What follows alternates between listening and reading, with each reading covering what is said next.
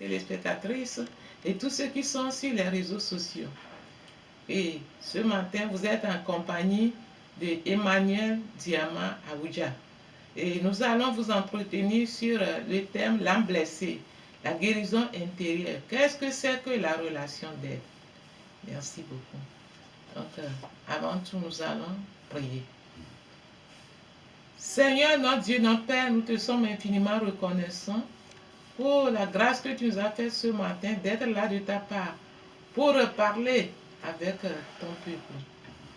Père, nous t'invitons de venir prendre la place du Père au milieu de nous et communique au travers de nous. Nous prions que tu disposes les cœurs et les pensées et que tu accompagnes ce message afin que tout ce que nous allons faire soit pour ta gloire au nom de Jésus. Amen. Amen. Nous allons parler de beaucoup de choses. Dans l'Église, normalement, l'Église a 4 rôles à jouer. Premier rôle, l'Église est une armée. Deuxième rôle, l'Église est un hôpital. Troisième rôle, l'Église est une famille. Et troisième, l'Église est une école. Aujourd'hui, on va parler de l'Église est un hôpital où on prend les soins pastoraux. C'est-à-dire l'âme qui est blessée a besoin d'être guérie intérieurement parce que l'âme se trouve en nous et l'âme c'est le moteur de notre vie. Donc nous allons parler qu'est-ce qui s'est passé que l'âme est blessée. Donc l'église est un hôpital parce que nous avons 2 combats à effectuer. Il y a le combat spirituel et le combat psychologique. Le combat spirituel, c'est 25%, tandis que le combat psychologique, c'est 75%. Mais dans l'église, on nous enseigne seulement les côtés spirituels, mais les côtés psychologiques, on ne connaît rien. Et c'est là où l'ennemi passe pour détruire. C'est pourquoi nous avons besoin d'un enseignement systématique pour pouvoir corriger certaines choses dans le corps de Christ. Donc, ayez les yeux et les oreilles et que le Saint-Esprit vous aide à mieux saisir cette pensée. Avant toute chose, il faut définir qu'est-ce que c'est que la relation d'aide. Qu'est-ce que c'est que la relation d'aide? La relation d'aide, c'est aider l'autre à travers une relation de confiance. Avant que quelqu'un n'ouvre son cœur pour te parler de ce qu'il a vécu depuis son enfance jusqu'à X temps, il y a question de confiance. C'est pourquoi nous devons tout faire pour que celui que nous voulons aider à une relation de confiance entre l'aidant et l'aidé. Et ensuite, établir d'abord la confiance. Si je n'ai pas la confiance en toi, je ne peux rien te dire. Donc, c'est pourquoi beaucoup de gens dans nos églises aujourd'hui, ils ont beaucoup de choses dans leur cœur, mais ils ne peuvent pas en parler aux responsables. Parce que le responsable, des fois, comme il n'est pas ancré dans cet enseignement, va passer carrément à côté. Si nous voyons l'exemple de Samuel 20, on ne va pas lire l'histoire de David et de Jonathan. Donc David n'est pas encore roi, mais Jonathan est le fils du roi. Il y a tellement de confiance en eux, de telle manière que tout ce que son papa préparait contre lui, Jonathan vient l'annoncer. Donc il y a question de confiance entre eux. C'est la même chose pour quelqu'un qui est blessé, qui a son âme remplie de blessures. Pour l'aider, il y a question de confiance. C'est la définition aussi, c'est aider l'autre à prendre conscience de son état. Donc il y a beaucoup de choses qui se passent. Nous avons, chaque personne a 2 mécanismes de défense. Il y a un premier mécanisme de défense, c'est le rejet passif. Et deuxième mécanisme de défense, c'est le rejet agressif. Donc dans cet enseignement, ça nous pousse à voir notre statut, notre état. De quel côté je suis ou de quel côté nous sommes. Donc ça va aider à retrouver ton état et c'est par là que la guérison peut commencer. L'exemple de Jean 4, la femme samaritaine. Ici Jésus a fait de telle manière, Jésus a créé un environnement de confiance. Jésus a posé un environnement de confiance. Jésus a eu compassion de cette femme. Et cette femme a avoué tout ce qui se passe dans sa vie. C'est comme ça la relation d'aide. Quand on a une question de confiance, il y a la compassion entre l'aidé et l'aidant. Et c'est ainsi que la guérison commence. en définition encore, c'est se tenir à côté de quelqu'un qui se trouve dans la difficulté ou qui souffre. C'est se tenir à côté de quelqu'un qui se trouve dans la difficulté ou qui souffre. Donc, à cause des blessures, beaucoup de gens souffrent aujourd'hui. On pense souvent que c'est des démons qui dérangent les gens. Il n'y a pas question de démons. C'est les blessures. C'est comme quelqu'un qui a des plaies et les mouches viennent déranger. Des fois, on chasse les mouches, mais on laisse la plaie. Donc, chaque fois que la plaie est là, les mouches vont venir. Donc, se tenir à côté de la personne, chercher à trouver une solution de sa souffrance. Donc, ainsi, c'est donner l'espoir à quelqu'un. À la fin de la relation d'aide, la personne de l'espoir qui est maintenant guérie intérieurement. Exemple du bon samaritain. On trouve ça dans Luc 10, 25 à 37. On ne va pas lire. Vous pouvez lire ça chez vous. Le bon samaritain. Vous connaissez cette histoire. Cette histoire. Donc, c'est écouter quelqu'un en difficulté.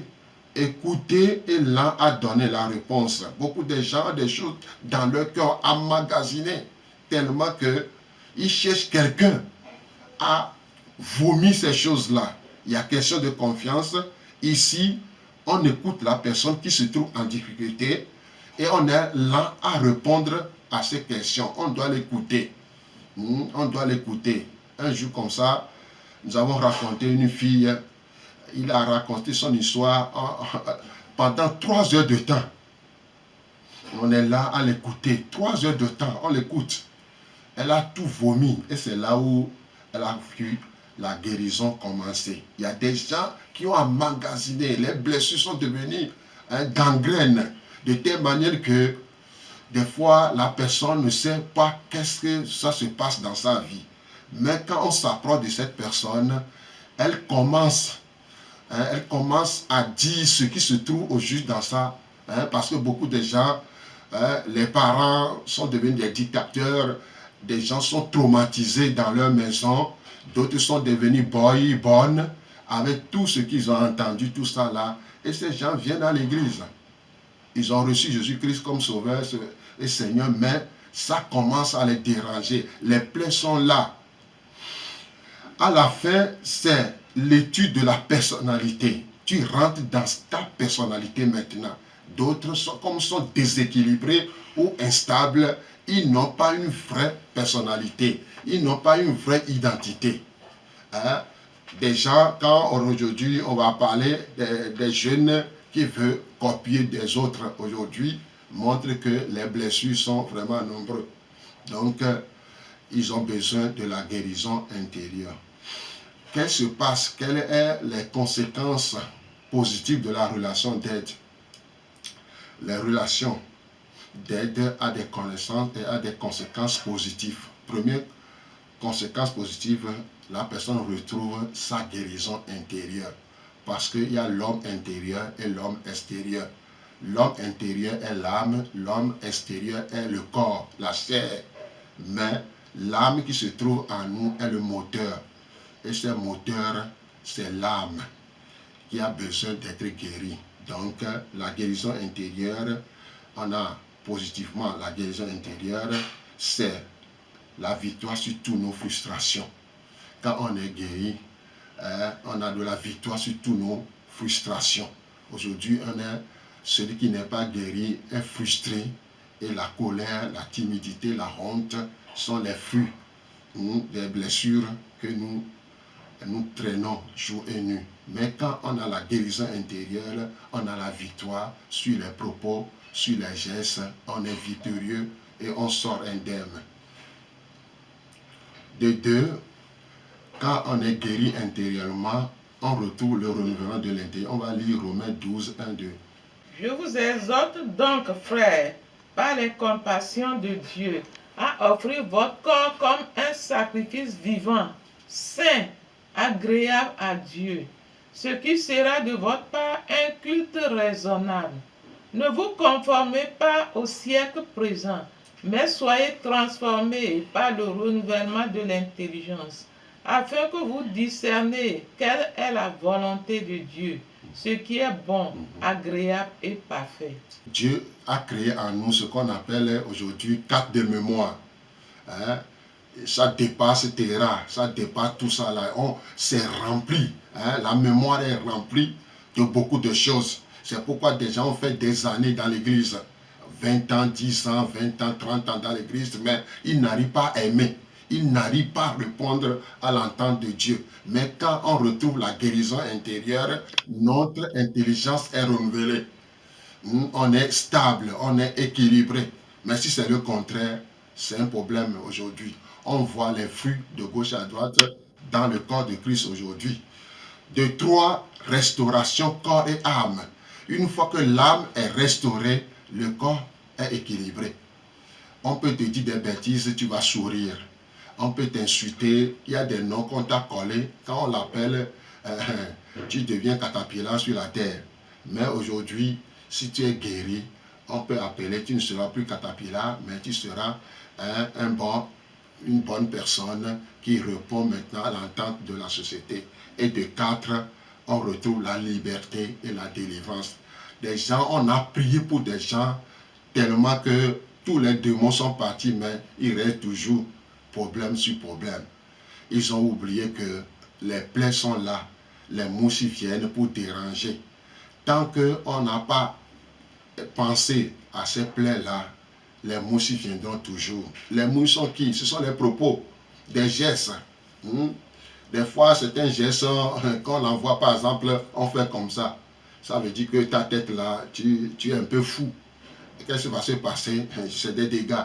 Mais quand on est guéri, quelqu'un fait ça là, tu souris. Tu souris parce que intérieurement est très bon. Nous parlons de guérison intérieure, c'est parce qu'effectivement, toute âme est blessée. Depuis l'enfance jusqu'à tous nos passages, et nous racontons toujours de difficultés. Alors que si la personne est déjà blessée, la plaie est là intérieurement. Toute chose qui va toucher là-bas, c'est gratter encore ou bien c'est blesser davantage. Donc, quand c'est dans ce cas, la personne devient entièrement instable. Elle est déstabilisée. Et depuis l'âme jusqu'à l'extérieur. Alors, ces personnes, vous allez les voir par leurs émotions. Elles ont des émotions très poussées, soit négativement, et l'émotion est très élevée, et soit positivement, ces émotions sont très élevées. Elles n'arrivent vraiment pas à se contrôler, maîtriser leurs émotions, leurs sentiments. Ce sont les signes qui montrent que la personne est blessée. Moindre chose, au lieu de sourire ou bien voir que laisser tomber, elle va vouloir se venger, elle va vouloir se montrer pour que les gens sachent qu'elle est là-bas. Et elle peut tout. Effectivement, tu peux tout, mais tu ne peux pas tout parce que c'est Dieu seul qui peut tout. Et lorsque tu fais tout ça là, après, des fois, on a honte. On a honte de ces réactions parce qu'on réagit sans se contrôler. Mais si la personne que tu as réagi envers elle, tu oublies que tu es en train de la blesser aussi en retour. Donc, quand on parle de guérison intérieure, c'est important pour tout le monde. C'est important pour tout le monde. On ne peut pas s'en passer à cause de tous nos passages, depuis l'enfance jusqu'à nos passages. Si tu es blessé intérieurement, et depuis l'enfance, tout ton passage ne feront que activer ou bien te blesser davantage. Donc, quand on parle de la relation d'aide, c'est très important d'accepter, se confier à quelqu'un qui est dans ce domaine, créer cette confiance, avoir une relation et créer cette confiance. Et cela veut dire que c'est entre vous, ce n'est pas quelque chose qui sera publié ailleurs. Il faut une confiance entre deux personnes. Et lorsque cette confiance est créée, il y a la liberté de s'exprimer ou bien d'exprimer ce qu'on ressent à l'intérieur. Parce que c'est difficile de savoir. Des fois, les gens, ils n'arrivent même pas à reconnaître ce qu'ils sentent vraiment à l'intérieur ou bien ce qu'ils vivent. Mais quand on crée cette confiance, et qu'on est prêt pour l'écouter, tout de suite, il va se retrouver et lui-même, il va voir, ou bien elle-même va voir ce qu'elle souffre au juste et ce qui la dérange. C'est pourquoi tu vas voir certaines personnes, quand tu vas poser la question, ils disent tout. Ils n'arrivent vraiment pas à discerner ou bien à découvrir ce qui est à la base ou bien ce qui dérange. Qu'est-ce qui est tout?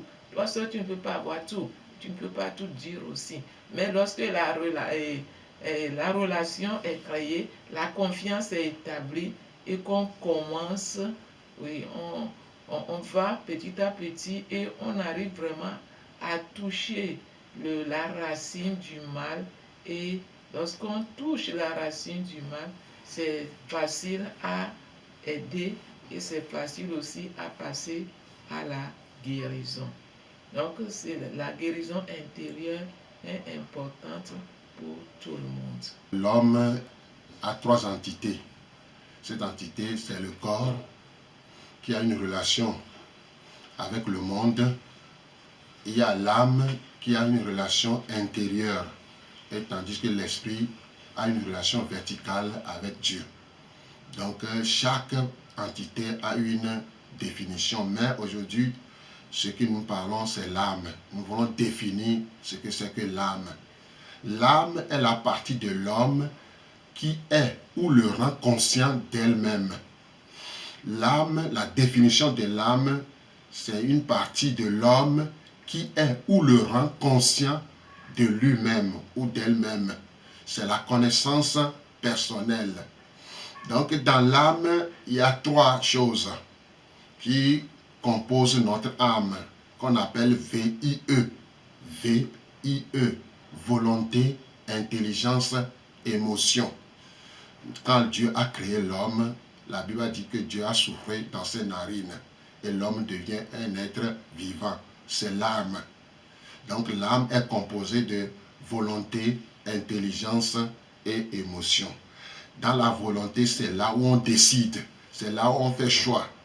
Tandis que l'intelligence, c'est là où on pense, on médite, on concevoir. Tandis que l'émotion, sentiment, ressentir, avoir de la passion et l'affection. Donc, on va en parler peu. La nourriture de notre âme, ce n'est pas la pâte ou les choses matérielles.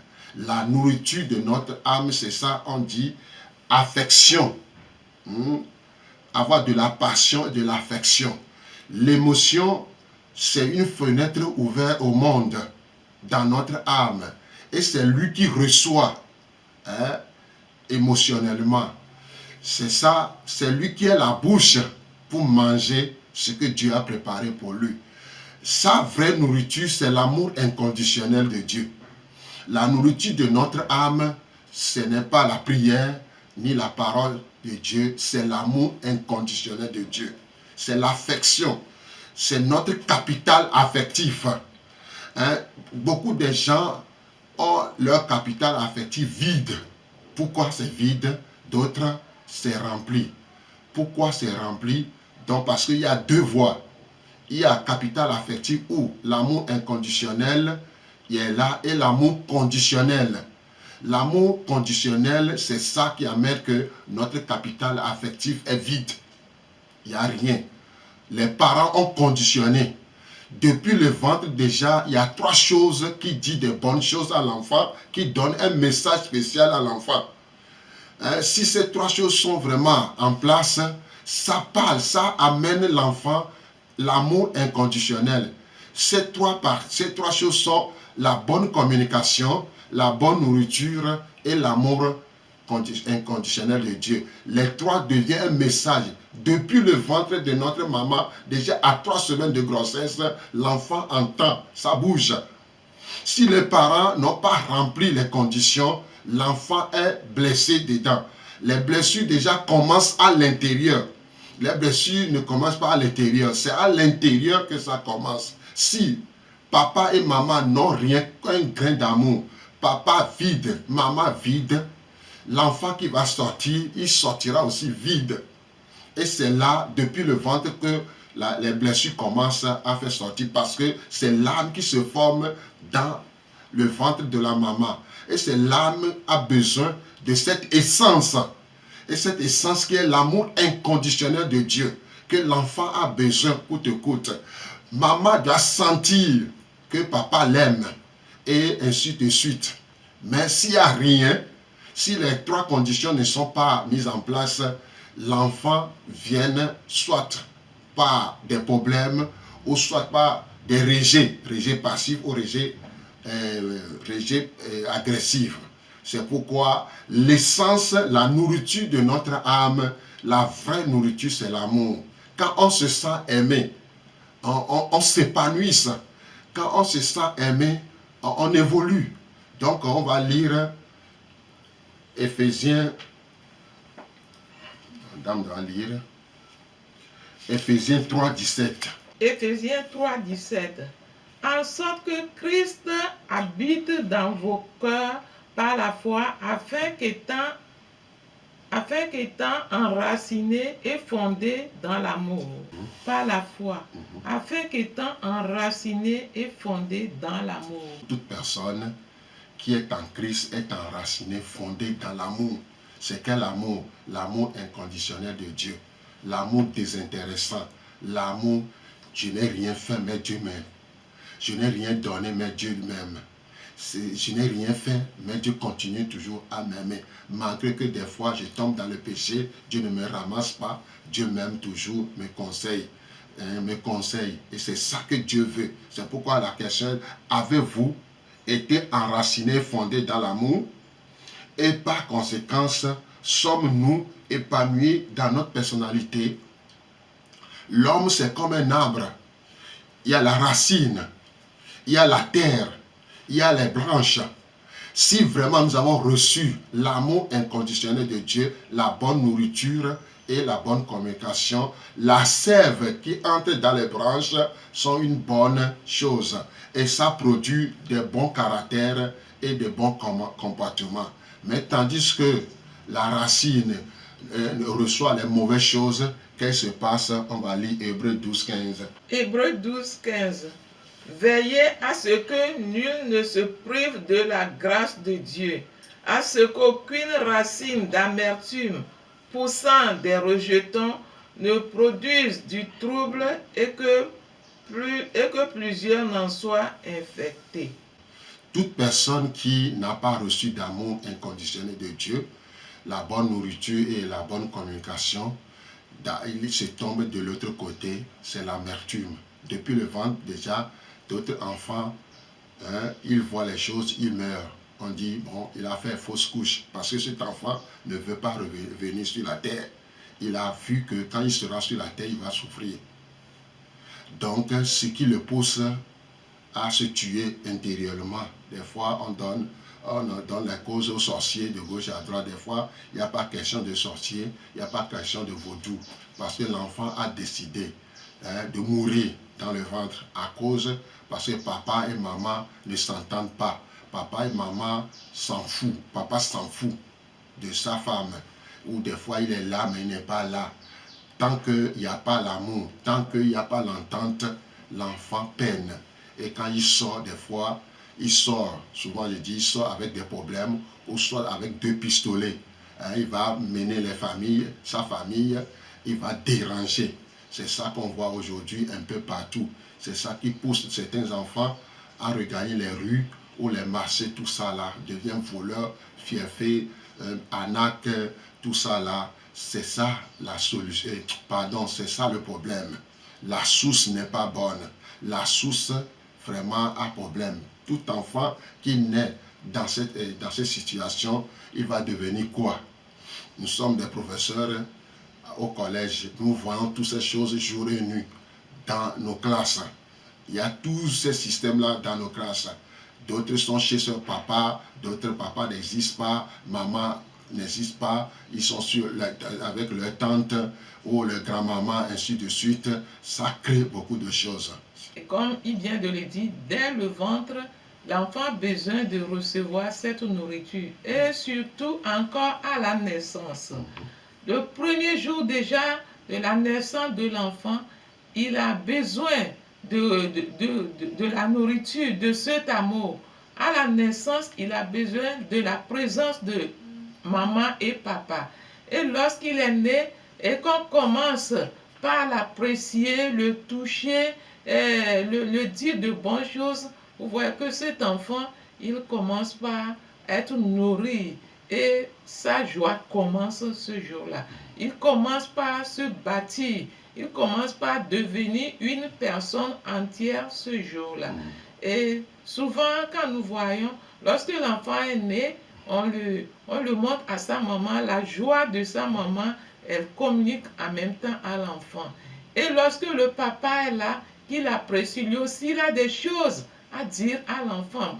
Mon enfant, sois le bienvenu ou bien la bienvenue, et tu es bien arrivé, nous t'avons accueilli, toutes ces choses-là. Où le papa le touche, il le donne un petit bisou, tout ça là.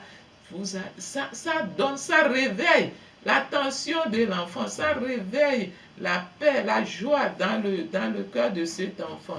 Et la présence de papa, la présence de maman commence par bâtir l'émotion stable de cet enfant. Et en plus, quand papa, maman jouent leur rôle d'amour, ils communiquent leur amour, voilà les proches parents qui vont aussi arriver, ça continue. Et cette vase vide continue pas à se remplir, oui, de l'amour de papa, maman, et les proches parents viennent aussi continuer par leur appréciation, leur joie. L'enfant écoute, il écoute tout, il voit. Vous allez voir, quand on va à gauche, l'enfant tourne ses yeux à gauche, quand on va à droite, il entend, il écoute, il reçoit. Il reçoit. Et c'est comme ça, cet enfant, lui, il commence par être bien nourri. Et jusqu'à quand il va commencer par grandir, vous allez voir que lui-même, il va chercher par tisser des relations. Il va aller vers ses camarades, les camarades de son âge, mais il rit et il se communique la joie, il se communique quelque chose toujours entre eux. Et lorsqu'il va commencer par grandir à l'âge de la jeunesse, il va tisser facilement des bonnes relations. Il va vouloir toujours avoir des relations avec ses camarades d'âge, sans problème. Et ça va continuer avec sa stabilité jusqu'au mariage. Et lorsqu'il va se retrouver dans le foyer, il n'aura pas assez de problèmes parce qu'il n'a pas trop d'attente. Il n'a pas trop d'attente. Mais si c'est le contraire, je pense qu'on va continuer avec ça la prochaine fois. Si c'est le contraire, depuis l'enfance là ou bien la naissance, c'est papa et c'est maman seule qui est là. Papa n'est pas arrivé, papa n'est pas venu l'accueillir, papa n'est pas venu dire quelque chose, papa n'est pas venu sourire avec cet enfant, il n'est pas là même pour le toucher, il y a déjà l'instabilité. Il y a déjà l'instabilité dans l'émotion, dans l'âme de cet enfant. Et il y a une partie qui est vide, une partie qui est remplie. Imagine, on donne un enfant physiquement beau ou bien belle, mais handicapé à la naissance. Donc l'amour, ça se communique dès le ventre et plus à la naissance. Le jour même de la naissance, l'enfant a besoin de cet amour au fur et à mesure qu'il grandit et il reçoit cet amour jusqu'à l'âge adulte. Et lorsqu'il va former son foyer ou bien sa famille, il n'aura pas assez de problèmes. Mais si c'est le cas contraire, il va toujours avoir de problèmes parce que il y a une partie vide dans sa vie et la vie ou bien les parents lui ont exposé à l'handicap, à un état handicapé, et il va voir toujours les choses de différentes manières. Il va voir toujours les choses différemment que normal. Et cette personne a beaucoup d'attentes. Plus que cela ne doit. Cela fait que ces attentes dépassent le normal. Et tout ce que tu vas faire pour lui, bien pour elle, elle n'est pas satisfaite. Ou bien il n'est pas satisfait. Parce que l'attente dépasse ce qu'on doit lui donner. Dieu a fait la part des choses. Les parents vont donner leur part, les proches parents vont donner leur part, les amis vont donner leur part, le mari va donner sa part, ou bien la femme va donner sa part. Et ça continue jusqu'aux enfants. Mais si il y a une partie qui est vide, et qu'on attend que c'est quelqu'un d'autre qui va combler la part des parents, la part des amis, la part de tout le monde, ça devient difficile et il y a toujours de problèmes lorsqu'on devient adulte et surtout lorsqu'on rentre dans le foyer. Ça, on traverse beaucoup de problèmes et il y a beaucoup même de conséquences dans ce domaine. Donc l'amour est vraiment l'essence d'une personne dès le ventre à la naissance et ça doit continuer. Nous vivons de l'amour. C'est pourquoi Dieu nous a créés au milieu des gens pour que cette relation continue dans l'amour. Et Dieu est amour. Nous devons le ressembler, nous devons le refléter par cet amour inconditionnel. Pas parce que tu as fait quelque chose ou bien il faut que c'est l'amour inconditionnel, c'est l'amour de Dieu. Et ça doit commencer avec les parents. La racine de nos problèmes se trouve dans l'âme. Ce n'est pas Kodjo, ce n'est pas Kofi, ce n'est pas Afi, ce n'est pas Adjoa ou Ekweoufoli. C'est l'âme qui souffre. Nous sommes un être pensant qui ont reçu beaucoup de blessures depuis le ventre jusqu'à X temps. Donc, c'est ça qui va nous pousser à faire cet enseignement concernant la guérison intérieure. Cela veut dire que le monde entier, toute personne a besoin de guérison intérieure. Donc, pour être guéri, il faut être enseigné. C'est pourquoi Jésus a dit, si le Fils vous affranchit, vous serez réellement libre. Nous serons réellement libres. Si le Fils vous affranchit, si la parole, la vérité, l'enseignement sur la guérison intérieure, tu l'as bien reçu, tu seras complètement guéri, stable et équilibré. Que Dieu te bénisse ou que vous bénisse, vous qui avez entendu ou voir cette vidéo ou cet audio, que la grâce de Dieu vous aide à saisir cette pensée, à se lever pour la guérison. Il y a des gens qui sont toujours, ils se plaignent toujours, on ne m'aime pas, on ne me comprend pas et j'ai des difficultés avec les autres. Le problème, c'est la blessure intérieure, c'est la blessure de l'âme. Le problème, c'est ton intérieur, c'est ton âme, ce n'est pas les autres. Lorsque tu vas passer à la guérison, tu vas voir que ta présence même, toi-même, tu vas attirer les gens vers toi. Au lieu de repousser les gens par ta négativité, tu seras positif et tu vas attirer les gens vers toi et tu vas voir que tu es compris par les autres, tu es aimé par les autres, tu es accepté par les autres parce que toi-même, tu te comprends, toi-même, tu acceptes les autres, tu t'acceptes et tu acceptes les autres. Voilà pourquoi la relation d'aide est très importante. Pour toi-même d'abord et puis pour les autres. Merci beaucoup. Donc, nous allons remettre encore tout entre les mains de l'Éternel. Notre Dieu, notre Père, nous voulons te remercier encore pour ce moment passé avec toi. Et nous sommes reconnaissants que toi, tu es le Dieu qui veut voir tous tes enfants s'épanouir, être guéris et te refléter ta gloire. C'est pourquoi tu as envoyé cette parole comme ta lumière pour éclairer les uns les autres. Nous prions que ta puissance accompagne cet enseignement et que les cœurs qui ont écouté ou bien nous ont vus dans ces réseaux puissent être ouverts, disponibles, acceptés, être éclairés pour se lever et passer à la guérison, pour leur propre épanouissement, pour l'épanouissement de leur propre famille, leur entourage et la société. Père, merci parce que tu accompagnes toujours ta parole. Accompagne cela pour que cela puisse porter de fruits et de fruits en abondance pour ta gloire au nom de Jésus. Amen. Amen.